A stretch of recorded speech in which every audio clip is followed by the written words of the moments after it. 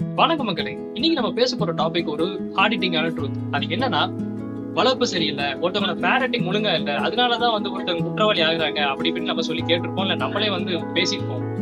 ஆனா மக்களே, ஒவ்வொருத்தரும் குற்றவாளியோட தாயாரோ இல்ல அவங்க அப்பாவோ குற்றத்தை செய்ய தூண்டி இருப்பாங்களா?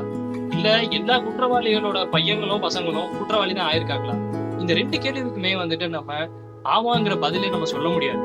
ஏன்னா ஒருத்தங்க நல்லவங்க ஆறதும் கெட்டவங்க ஆறதும் அவங்க எந்த இடத்துல அதிகமா எக்ஸ்போஸ் ஆகுறாங்க பொறுத்தது. ரொம்ப முக்கியமா யார் கூட அதிகமா டைம் ஸ்பெண்ட் பண்றாங்க பொறுத்ததுதான். பேரண்ட்ஸ் நல்லது கெட்டது சொல்லி தந்து வளர்க்கறத விட இந்த ஒரு விஷயம் ஃப்ரெண்ட்ஷிப்குள்ளதான் மக்களே அதிகமா நடக்குது. ஃப்ரெண்ட்ஷிப்பை விட அதிகமா நல்லது கெட்டது சோசியல் மீடியாவும் சினிமாவும் பேசுது. ஆனா பிரச்சனை என்ன மக்களே, இந்த சோசியல் மீடியா காரங்கிட்டயும் சரி, இல்ல சினிமா டைரக்டர்ஸ்லயும் சரி, இல்ல ஃப்ரெண்ட்ஸ்லயும் சரி, இவங்க கிட்ட போய் எது நல்லது எது கெட்டதுன்னு கேட்டா ஒவ்வொருத்தரும் ஒவ்வொன்னா சொல்லுவாங்க. கடைசியில் இட் பிகம்ஸ் டிபேட்டபிள். இதெல்லாம் ஃபில்டர் பண்ணி எது நல்லது எது கெட்டதுன்னு நம்ம தான் பாத்துக்கிறோம் இல்லையா? சோ மக்களே, குறிப்பிட்ட வயசு வரைக்கும் தான் நம்மள பேரண்ட்ஸ் ஸ்பூன் ஃபீட் பண்ணுவாங்க. பட் அதுக்கப்புறம் we are the parents of our own. நம்ம தான் நம்மளுக்கு பேரண்ட்ஸ். என் மனசுக்கு நான் தான் அப்ப, உங்க மனசுக்கு நீங்க தான் அப்ப, இல்ல உங்க மனசுக்கு நீங்க தான் தாய்.